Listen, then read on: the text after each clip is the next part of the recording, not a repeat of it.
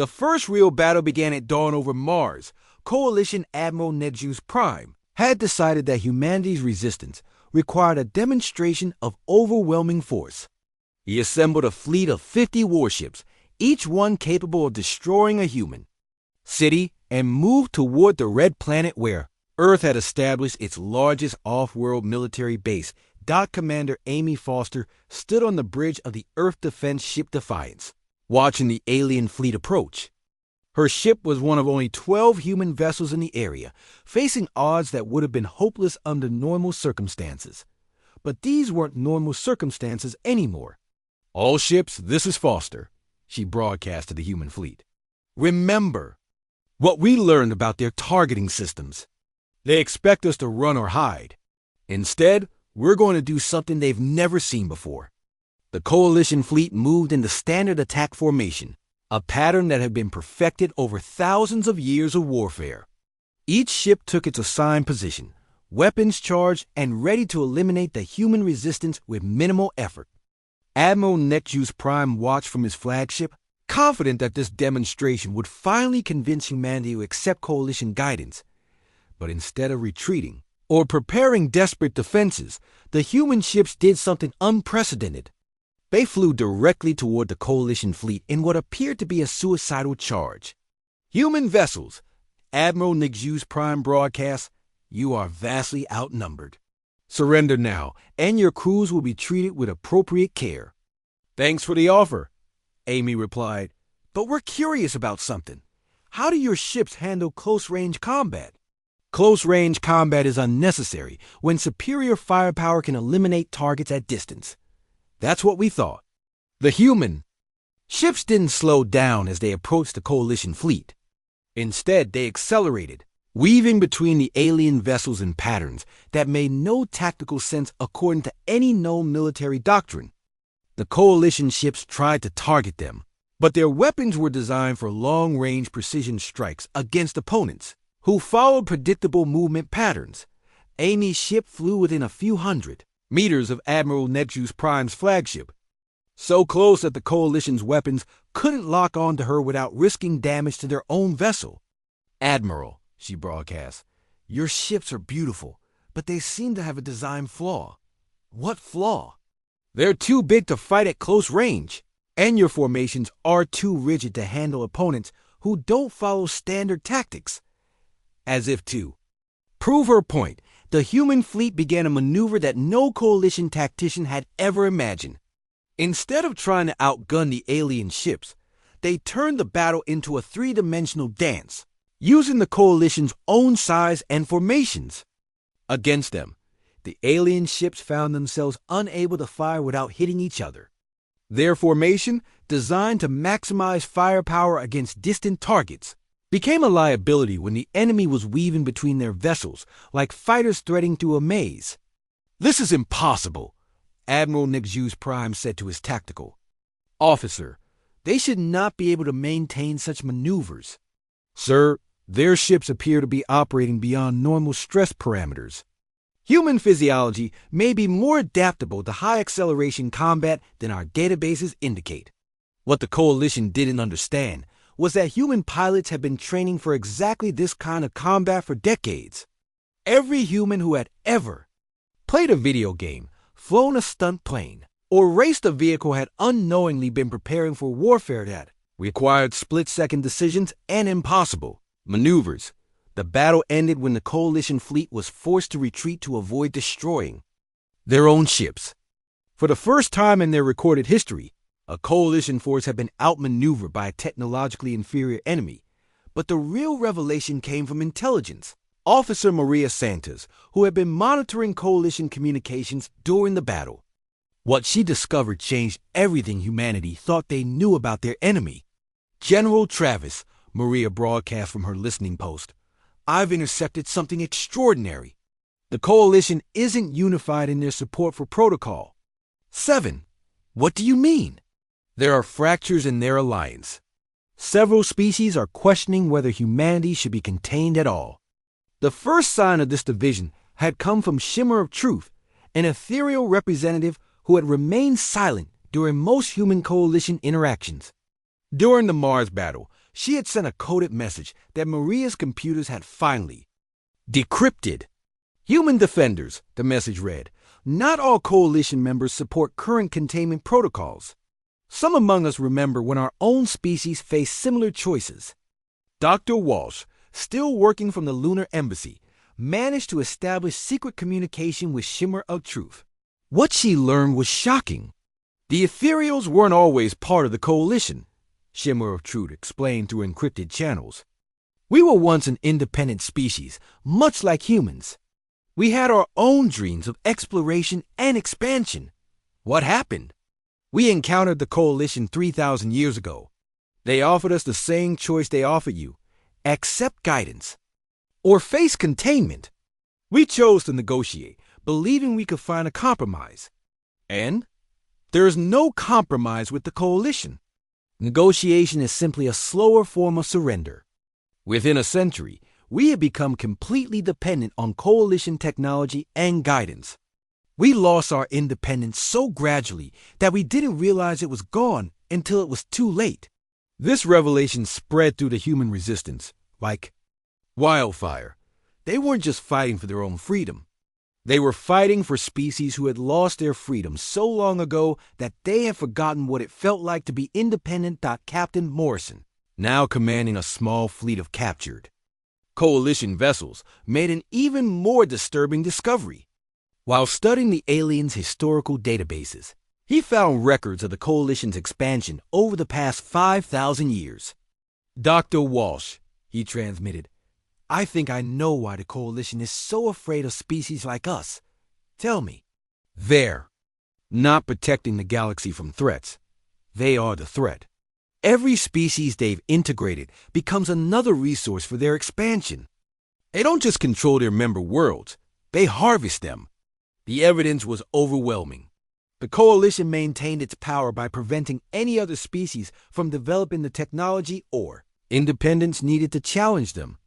They had created a galaxy where progress was impossible, where every world existed solely to support their continued dominance. It's worse than we thought, Jake continued. The coalition's member species aren't just controlled, they're being slowly consumed. Their populations are managed, their resources are extracted, and their cultures are gradually erased. This information changed the nature of humanity's resistance. They weren't just fighting against imprisonment. They were fighting against a system that had turned the entire galaxy into a farm where the coalition harvested worlds and species like crops. The second major battle occurred when coalition forces attempted to implement Protocol 7 by targeting Earth's major cities. But humanity had learned from the Mars engagement, and this time they were ready. Instead of meeting the coalition fleet in space, human forces allowed them to enter Earth's atmosphere. The aliens expected this to be the end of human resistance. Who would risk destroying their own planet in a desperate last stand? But humans had never been good at following expectations. All defensive installations, this is General Travis, came the broadcast as coalition ships descended toward major population centers. Implement the Murphy Protocol. The Murphy Protocol was named after an old human saying, anything that can go wrong will go wrong. But humans had turned this from a warning into a weapon. Every piece of human technology on Earth had been modified to fail in ways that would damage or confuse coalition systems. Power grids that overloaded alien sensors when they shut down. Communication networks that broadcast AI-confusing signals as they failed. Even civilian devices have been turned into weapons of technological chaos.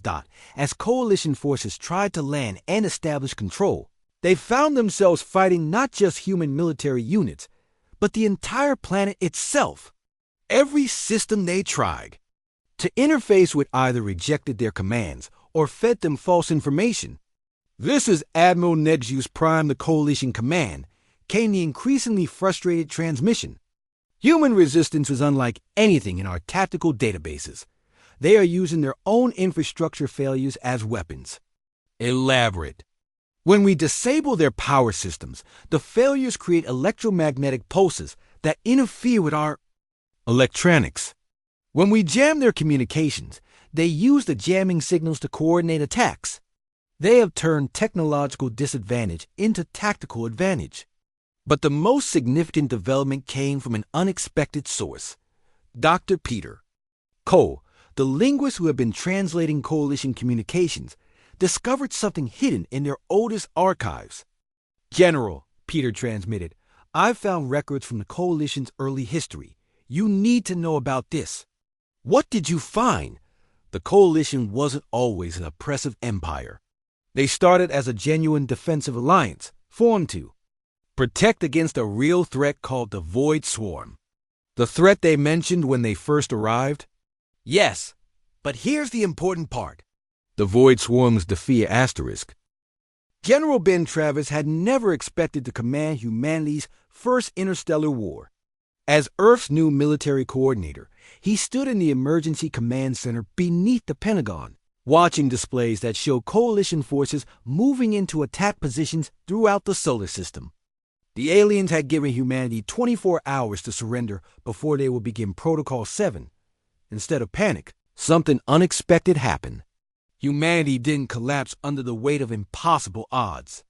They didn't despair at facing technology, thousands of years more advanced than their own. Instead, they did what humans had always done when faced with a challenge.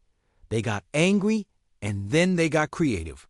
"Sir," Lieutenant Colonel Sarah Mitchell said as she approached his station, "we're receiving reports from research facilities worldwide. Something remarkable is happening." "What kind of reports?" "Our scientists aren't just analyzing the alien technology anymore. They're improving it." Ben looked at her in confusion. "How is that possible?" Dr. Walsh believes it's because the Coalition. Technology has been stagnant for thousands of years. They perfected their systems long ago and then stopped innovating. They've never faced an enemy that could adapt and modify their equipment.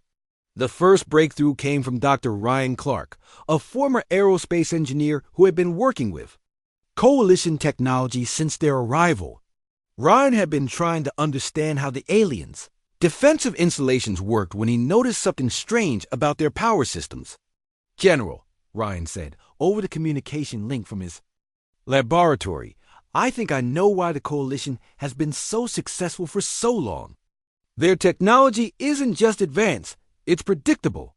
"Explain that." "Every system they built follows the same basic patterns.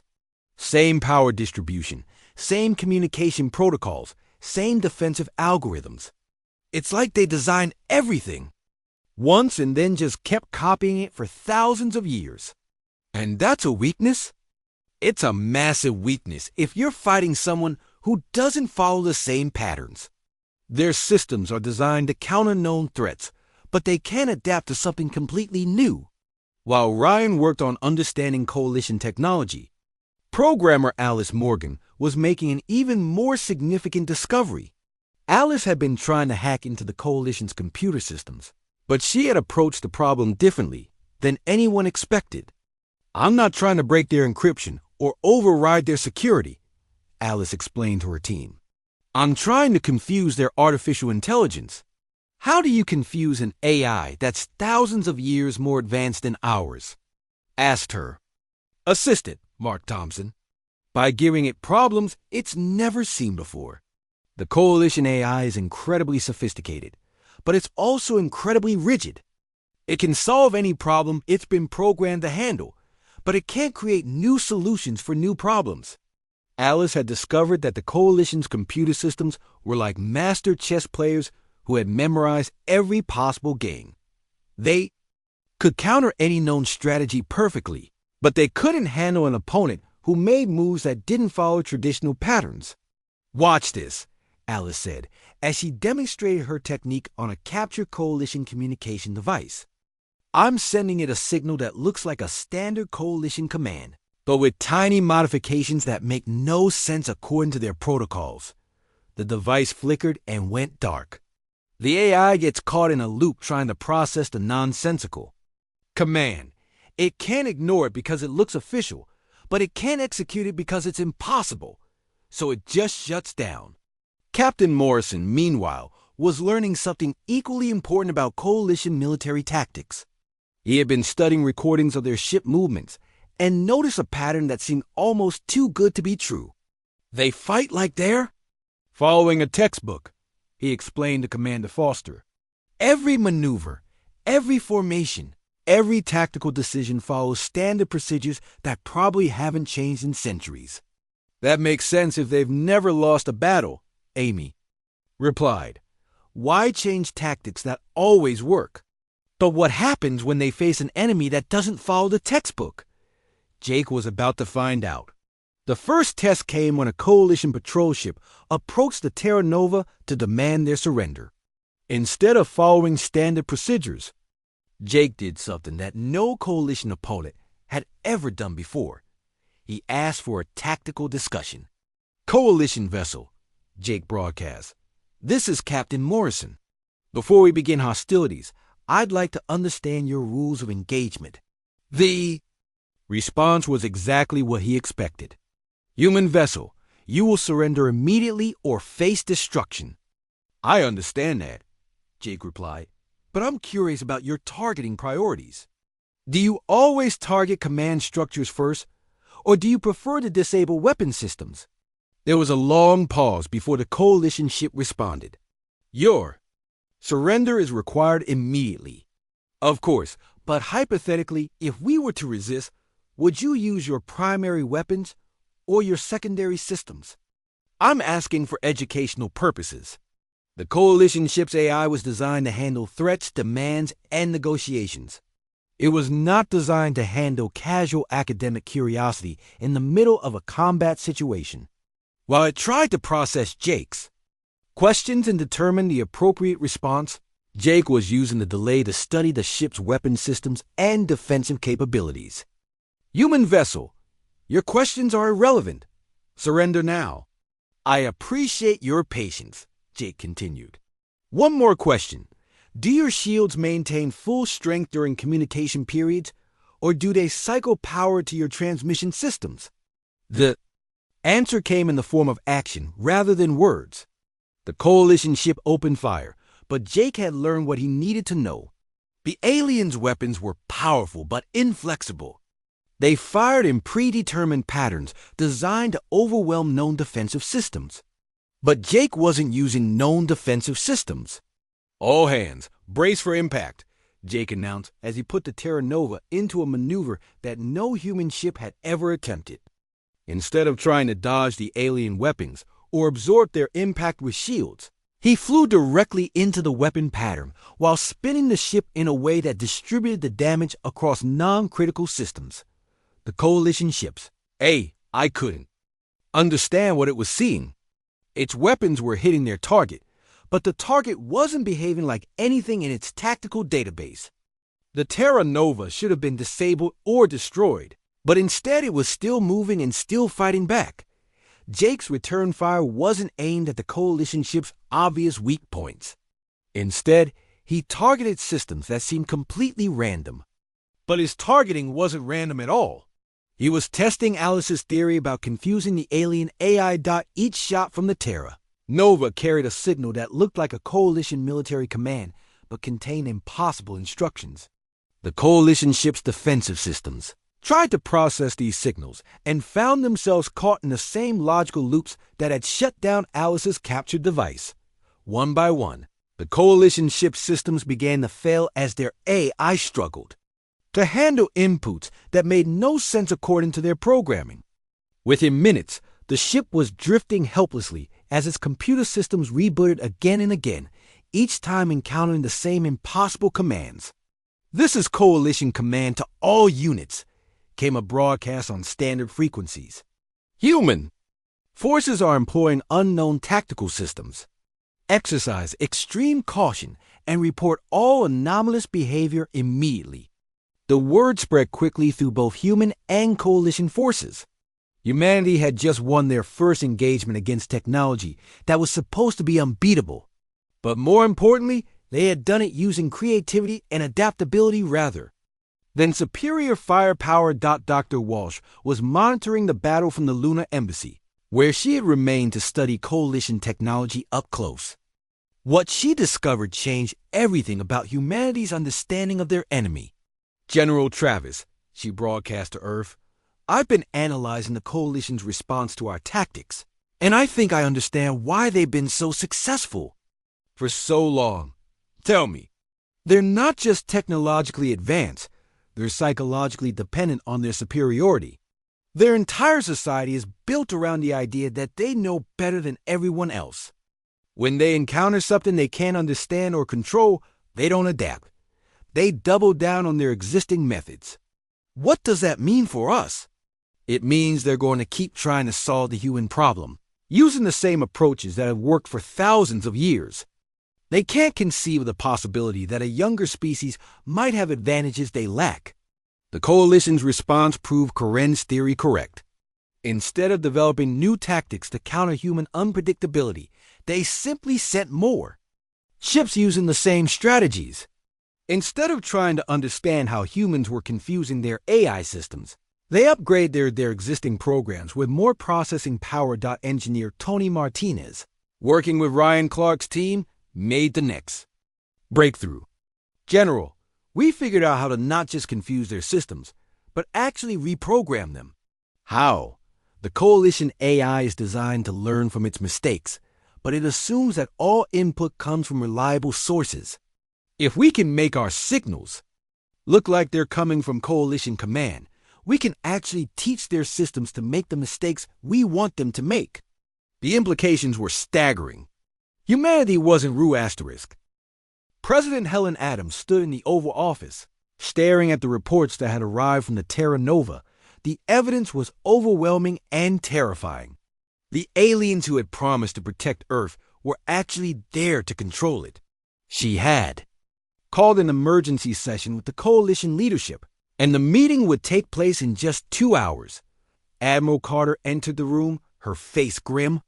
Madam President, we've received additional intelligence from our people working with the aliens.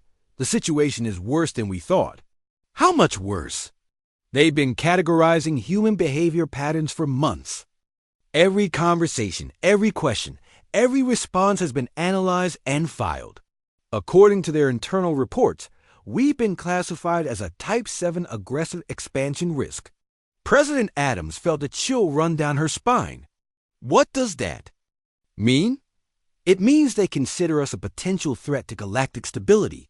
The Coalition has protocols for dealing with species like us, and none of them involve letting us develop freely.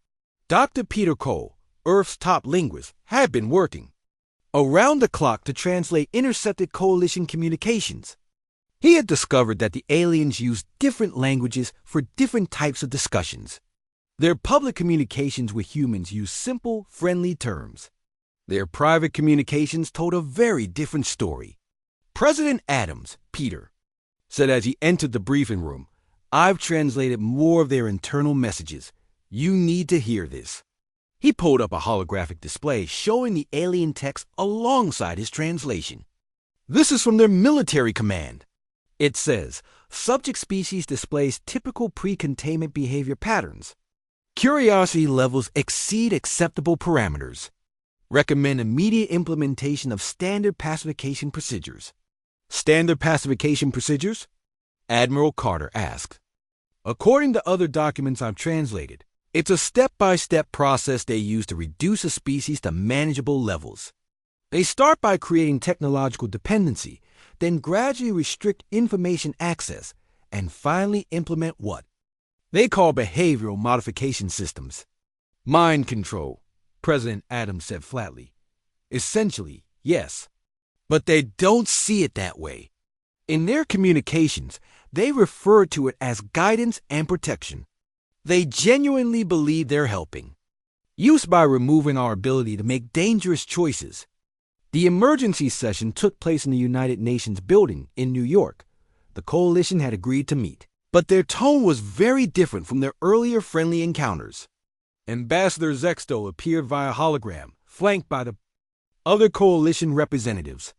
Their body language, even translated across species barriers, was defensive and hostile. Ambassador, President Adams began, we need to discuss some serious concerns that have come to our attention.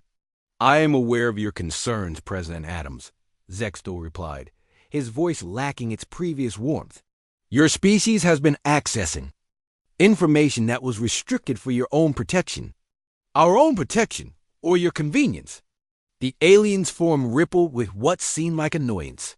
Your species is young and impulsive. You do not understand the complexities of galactic politics or the responsibilities that come with advanced technology. Commander Foster, who had been chosen to represent Earth's military interests, stepped forward. Ambassador, we've discovered that there are no current galactic threats. The dangers you described to us don't exist. That is incorrect, Hive Speaker. Klixner interjected, his multiple arms moving in agitation. The threats are real, but they are contained through our vigilance and protection systems. Contained where? Dr. Walsh asked. Our analysis of your own databases shows no active conflicts.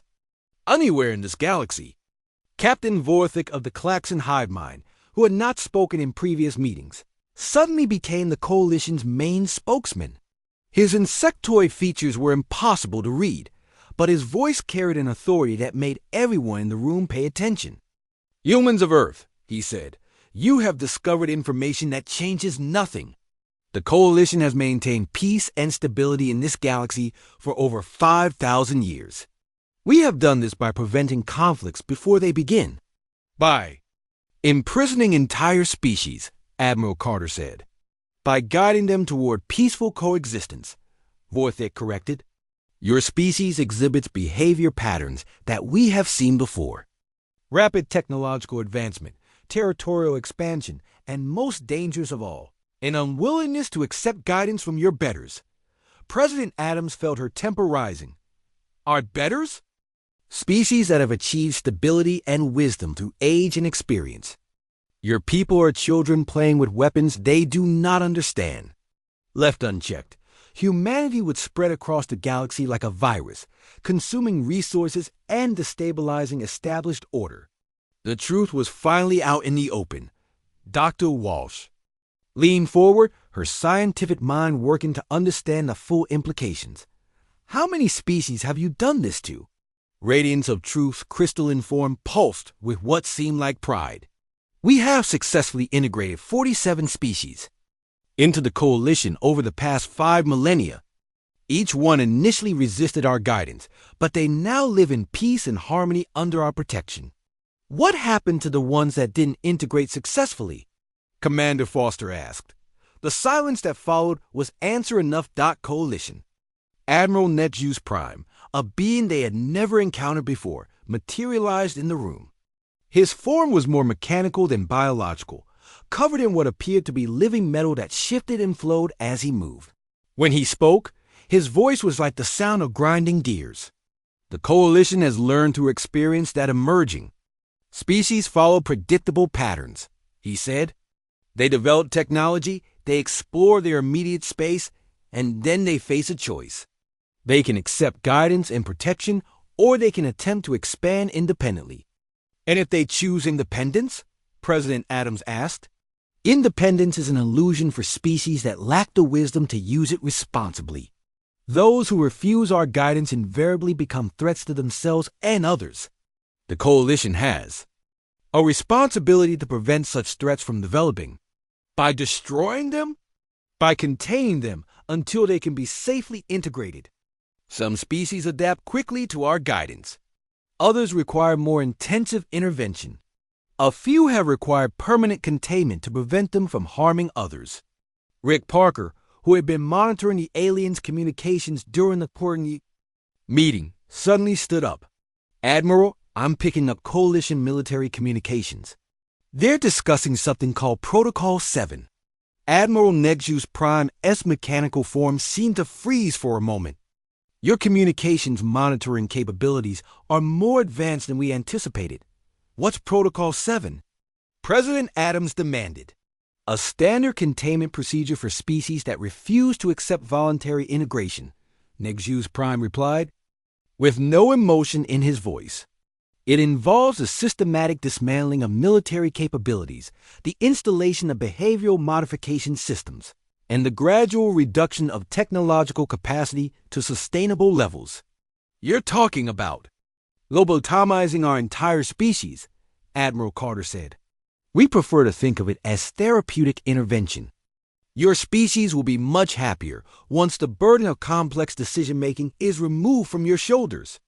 The meeting erupted in angry voices from the human side, but the aliens remained calm and unmoved. They had clearly been through this process many times before. Ambassador Zextol raised his hand for silence. Humans of Earth, you have a choice to make. You can accept our guidance voluntarily, and your species will be integrated gradually and painlessly into the coalition. Your people will live comfortable lives under our protection, free from the stresses of independent decision-making. And if we refuse, President Adams asked, then Protocol 7 will be implemented immediately. Your military forces will be neutralized, your leaders will be placed under therapeutic supervision, and your population will be relocated to safer environments where they can be properly cared for. You mean prison camps?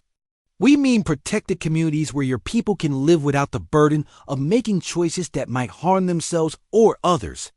Dr. Walsh suddenly understood the full horror of what they were facing. This isn't just about controlling us. You've created a galaxy where no one is allowed to grow or develop independently. You've turned the entire galaxy into a prison. We have created a galaxy where war and conflicts are impossible, Radiance of Truth said. Where species live in harmony under wise guidance. Where the chaos and destruction that young species inevitably cause has been eliminated.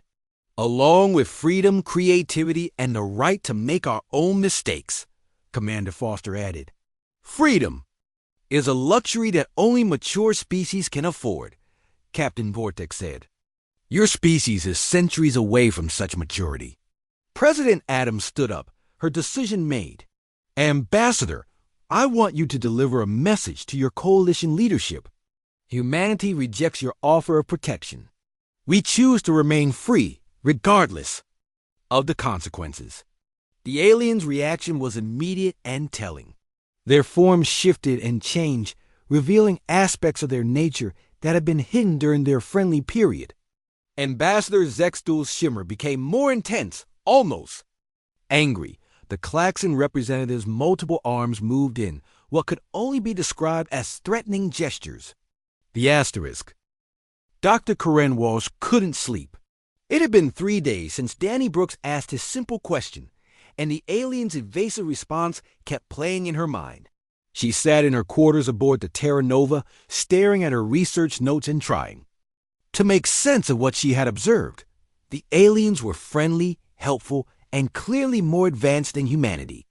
They had shared medical knowledge that could save millions of lives and showed energy, technologies that could solve Earth's power problems forever.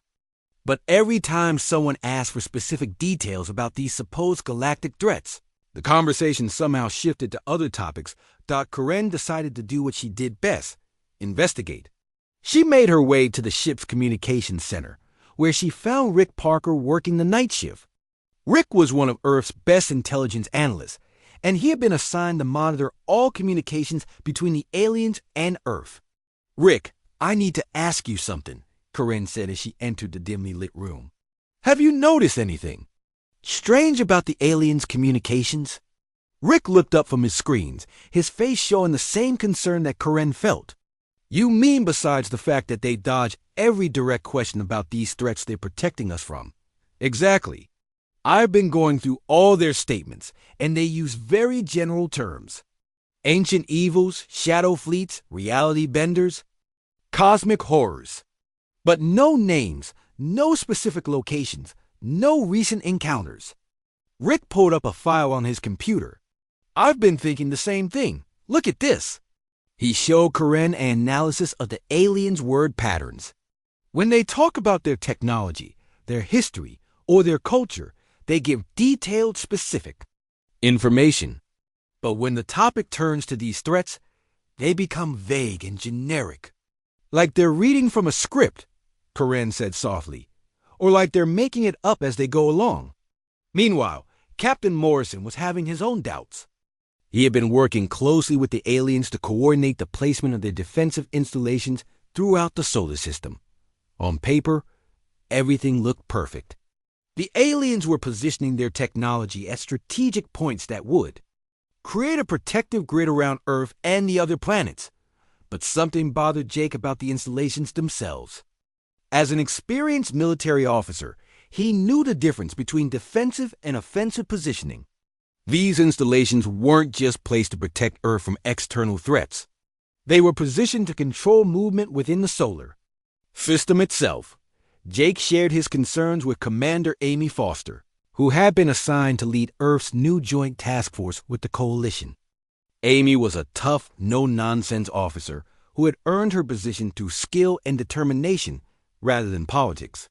"Show me what you mean," Amy said as they stood in the Terra Nova's tactical center, looking at a holographic display of the solar system. Jake pointed to the alien installations. "Look at the positioning. If these were purely defensive, you'd expect them to face outward toward the edge of the system. But they're arranged in a pattern that creates overlapping fields of control throughout the entire solar system." Amy studied the display carefully. "You're right. This looks more like a containment grid than a defensive barrier." "That's exactly what I was thinking." Their conversation was interrupted by an urgent message from Earth. President Helen Adams wanted to speak with the Coalition leadership immediately. There had been incidents on Earth involving the alien technology that was being shared with human scientists. The meeting took place in the Lunar Embassy with Ambassador Zextul and the other Coalition representatives facing a delegation of Earth's top leaders.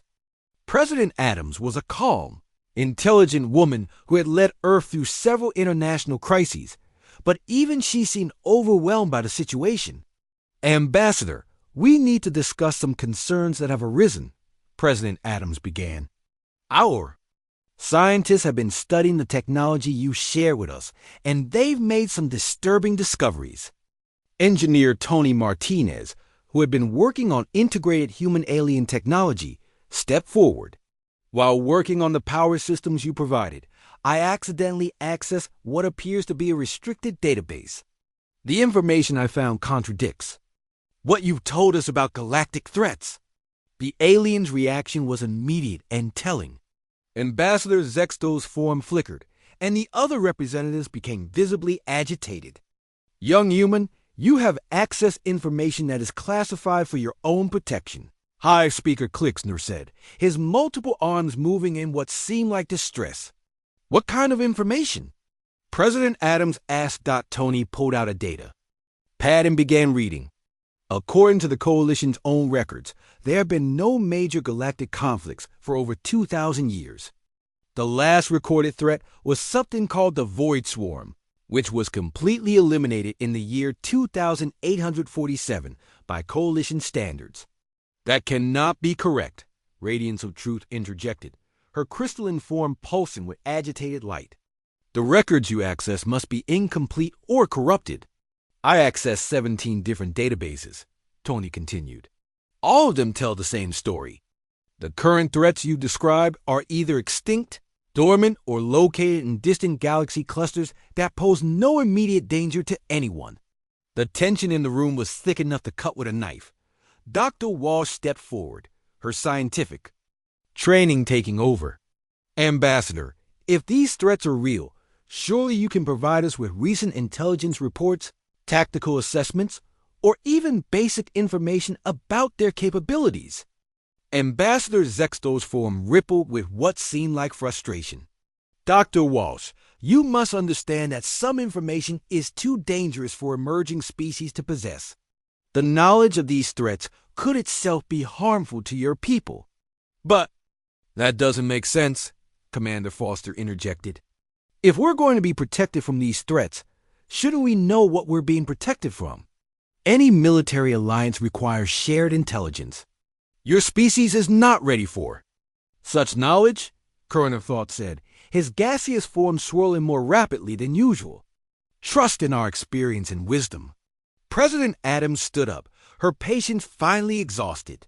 "Ambassador, with all due respect, You're asking us to surrender our independence based on threats you won't even describe.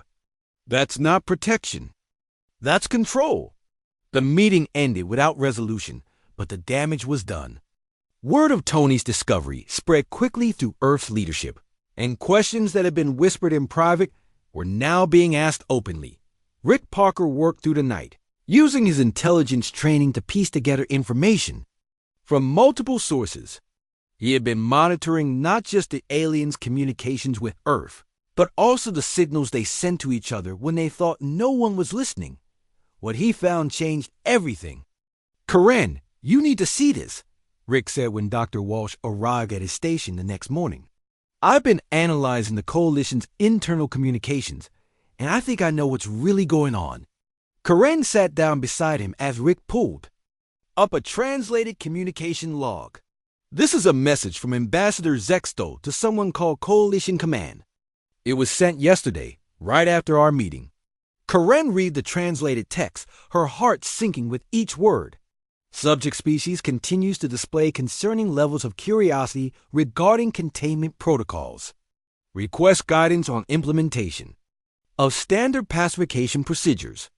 "There's more," Rick said, scrolling down. "This is the response. Begin gradual information restriction and technological dependency programming.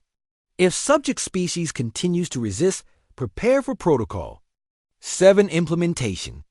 "What's Protocol 7? Karen asked, though she was afraid she already knew. Rick pulled up another file.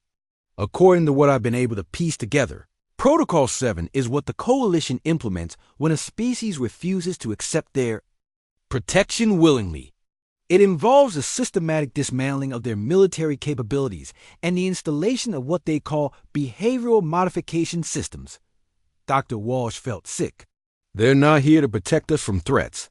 They're here to neutralize us as a threat." "It gets worse," Rick continued. "I found records of 47 other species that have gone through this process. The Coalition calls them successfully integrated member worlds. But from what I can tell, most of them have been reduced to pre-industrial technology levels and are completely dependent on the Coalition for survival." Karen stared at the screen in horror. "We have to tell the others." "I'm already on it," Rick said.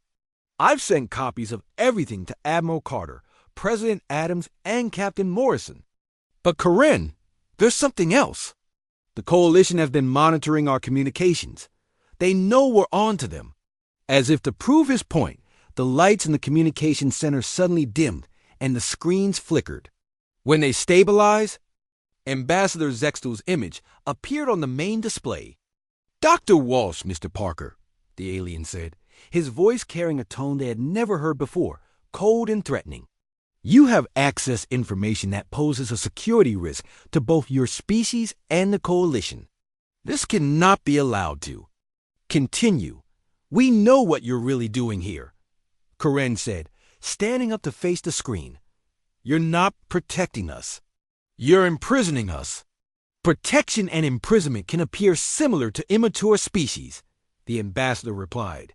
"You're people asterisk, and if we—" Captain Jake Morrison stood on the bridge of the Terra Nova, watching the endless black of space through the main view screen.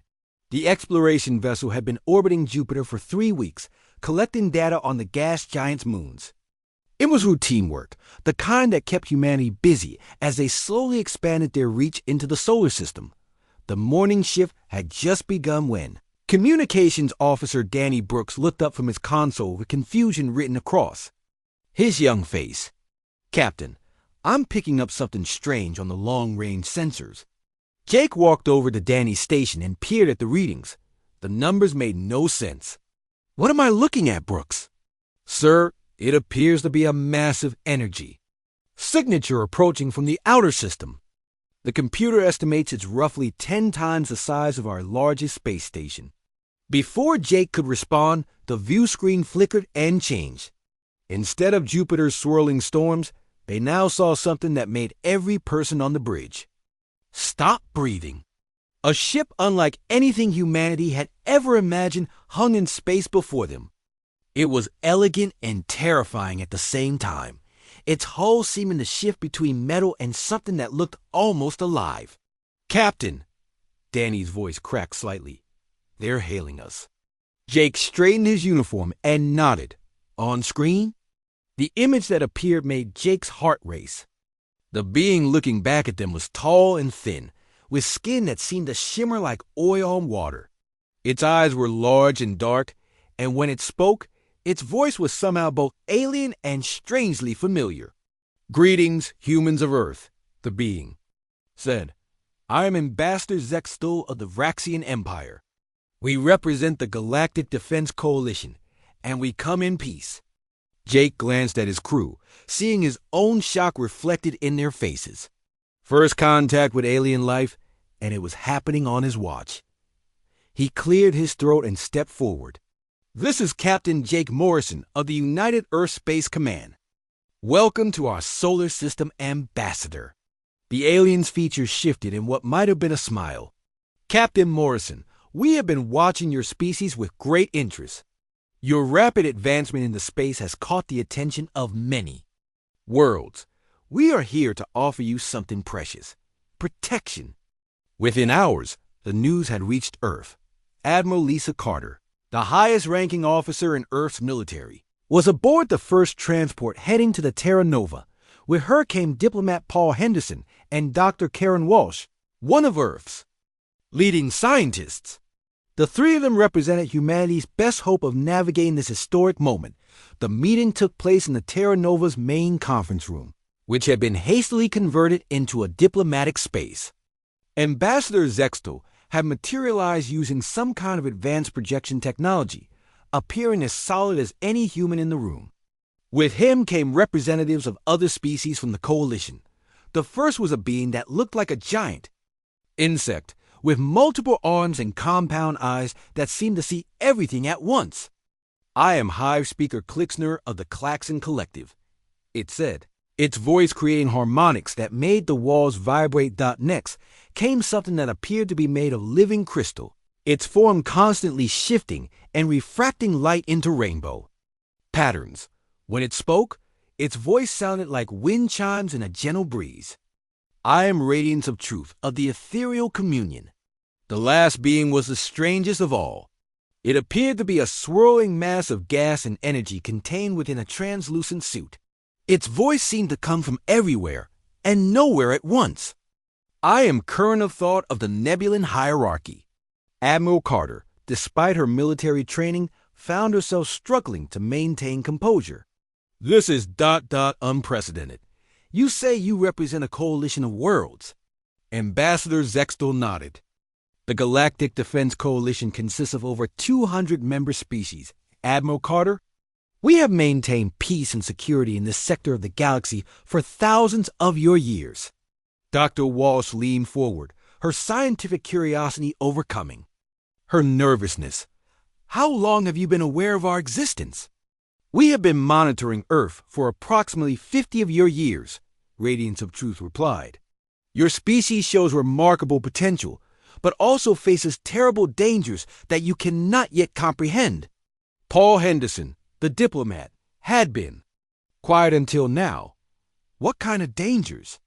The aliens exchanged glances, their alien features somehow conveying uncertainty. Hive Speaker Klitschner spoke first. "The galaxy is not the peaceful place your species might imagine. There are forces of darkness that seek to consume and destroy, ancient evils that have plagued civilizations for millennia. We offer membership in our defensive pact," Current of Thought added. "Your world will be protected, your people safe from the countless threats that exist beyond your solar system." Admiral Carter felt a chill run down her spine. "What exactly are these threats?" Ambassador Zextal's form seemed to ripple slightly. "There are beings that devour entire worlds, fleets of ships that appear from the void to destroy everything in their path, and creatures that exist beyond normal space and time.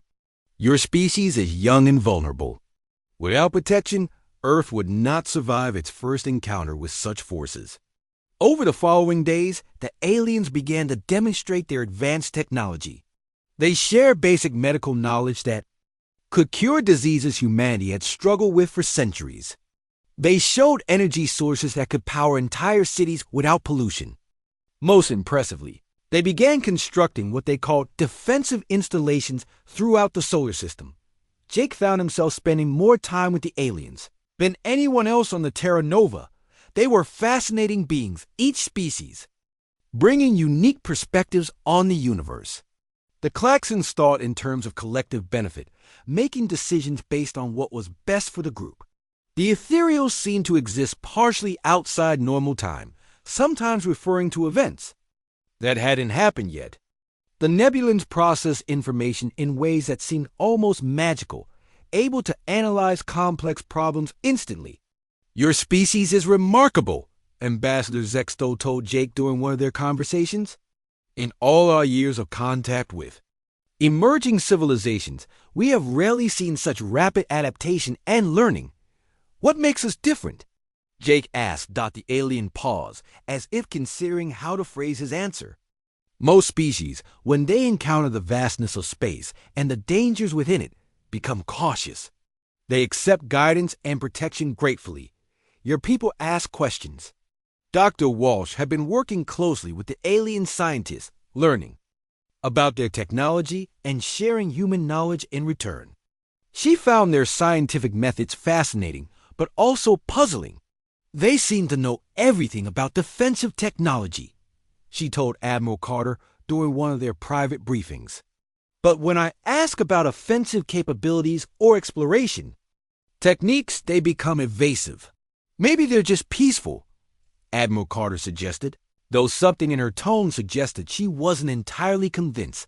The aliens established a temporary embassy on Luna with Earth's permission. The construction happened so quickly that it seemed like magic to human observers. One day there was empty lunar surface.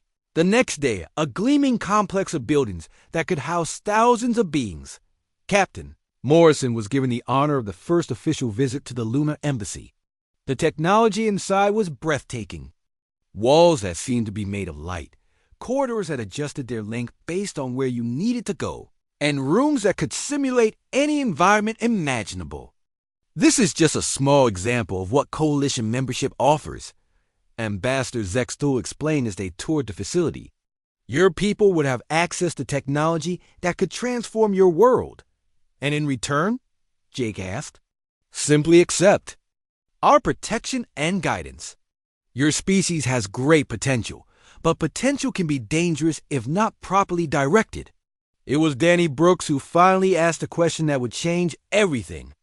The young communications officer had been working with the aliens to establish better communication protocols between Earth and the Coalition.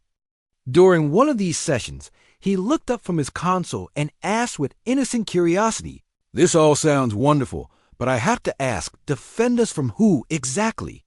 The room fell silent. Ambassador Zexto's form seemed to flicker slightly, and the other alien representatives exchanged glances that somehow conveyed nervousness despite their alien features. From the darkness between stars, Hive Speaker Klixner finally answered, "From those who would see your world burn." But specifically, Danny pressed, his curiosity getting the better of his diplomacy training, "What are their names? Where do they come from? When did you last fight them?" The aliens' discomfort was now obvious even to human observers. "Ambassador." Zexto cleared his throat, a sound that seemed strange coming from his alien form. "Such details are complex. The important thing is that you accept our protection before it is too late." But Danny's question had been heard by everyone in the room, and now other humans were starting to wonder the same thing. Dr. Walsh made a note in her personal journal that night. "The aliens know a lot about building defenses, but they seem reluctant to discuss what they're defending against."